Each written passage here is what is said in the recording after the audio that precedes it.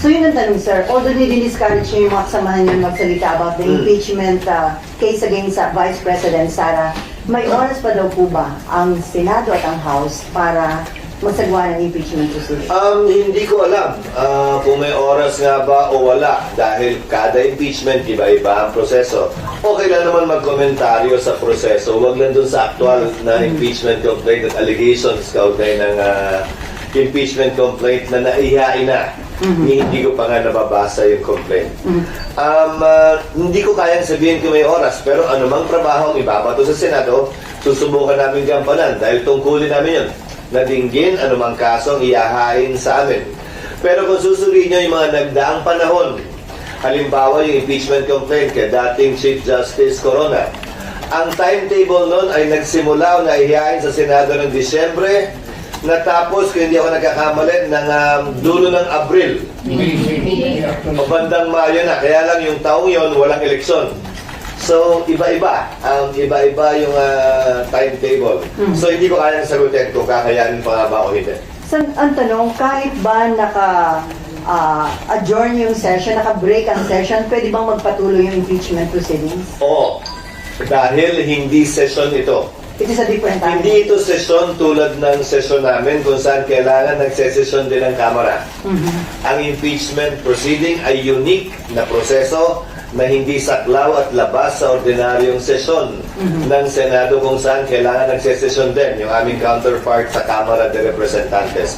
Kung, na malaking kung, yan ang pagpapasahan ng impeachment court. So sir, dalawa na yung impeachment complaint na na-file sa Kamara. In case makalusot sa Kamara, aakit sa Senado, and then magiging impeachment court yung Senate. So, this early ba na pag-uusapan na at may mga initial preparation na yung Senate? Wala. Sa ngayon, wala kaming initial preparations dahil sang-ayon sa rules ng Kamara na yan pa yata yung ginawa kong rules noon, no? Ako yung miyembro ng Kamara. At sinang-ayunan ng Korte Suprema sa ilang desisyon nila sa mga nagdaang impeachment complaint.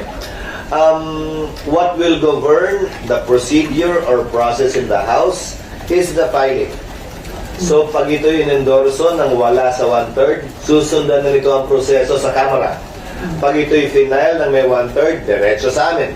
Since ito'y final ng hindi umabot sa 1/3, it governs. So may prosesong susundan yan sa Kamara bago makarating sa amin. At medyo hindi ganun kaikli yun. Okay. Tanong lang po sa akin. Okay, RG. This is a hybrid hypothetical question because maikli na yung, nabanggit mo yung calendar.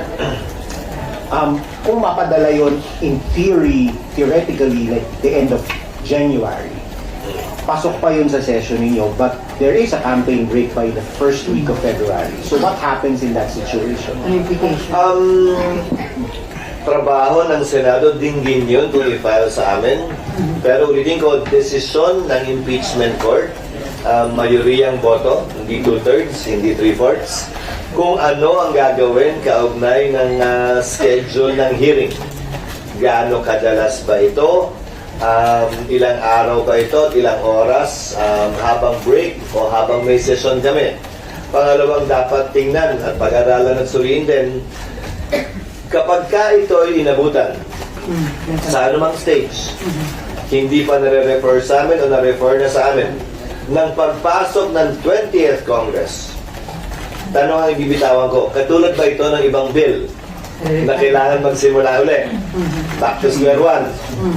O magsusurvive ba ito ng 19th Congress at tatawid sa 20th Congress? Isa yon. Kung mangyayari yan, kung mapapile nga sa amin, isa yun sa mga dapat na naming tingnan. Suriin at pag-aralan. At di ako may magko-question sa korte niyan dahil unique at makabagong proseso ito. Sir, actually, that is my next question kasi there is nothing in the Constitution or there is nothing in your rules that contemplates such a scenario, yung parang crossover between Congresses. Wala, pero logically, kung yan ang nangyayari sa bill, bagaman hindi ito bill, panibago na ang komposisyon ng Senado.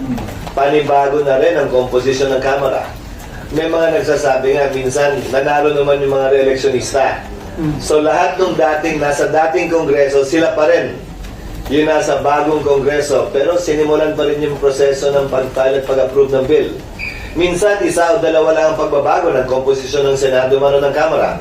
Pero sinimulan pa rin sa simula dahil nag-iisang pagbabago yon, sapat na raw yon para simulan muli ang proseso. Politiko, ayokong pangunahan, pero isa yun sa mga dapat tingnan, suriin at pag-aralan ng mga dalubhasa sa batas. Sir, another question. Kasi there's also nothing in the Constitution or in the rules prescribing a timeline for the impeachment court to dispose of an impeachment case. Para Nakalagay sa- alam ganun na. Sa nakalagay- House meron, pero sa inyo wala. Nakalagay, day to day, sa araw-araw hanggang matapos. Actually, yun ang nakalagay sa rules namin. Ito'y dapat dinggin hanggang matapos sa araw-araw. Kaya kung maalala mo nung nagdaan, araw-araw talaga yung hearing. Lunes hanggang Huwebes pa nga yata. Kasi yun ang nakalagay sa rules. Pero yung rules nga, mababago yun sang-ayon sa gusto ng mayoriya. Sa ngayon, ang rules namin yung nakalagay. Araw-araw nadidinggin hanggang matapos. Pero syempre, yung definition ng araw-araw nung nagdaang impeachment court, hindi naman Lunes hanggang Linggo. Hindi naman talaga araw-araw. Pero sir, sa rules nyo lang yan, hindi yan sa Constitution. Sa rules namin. So, sir, yung... Kaya pwedeng baguhin ng impeachment court yan kung sakasakali. Okay, paano naman yung mga kasama ninyo who have to campaign? Will that affect their disposition But towards... pag bumotohan, alam mo, mas madali pa nga siguro. Kung mangyayari yan, this is purely hypothetical. Kung mangyayari yan, pag bumotohan yan ang mayoriya ng Senado at sa parte ng mga reeleksyonista, hindi ko alam kung paano nila titingnan to. Mas madali bang pangampanya to? Hindi nila kailangan mag-ikot dahil tiyak ko, televised, nagsusubaybay ito. exposure.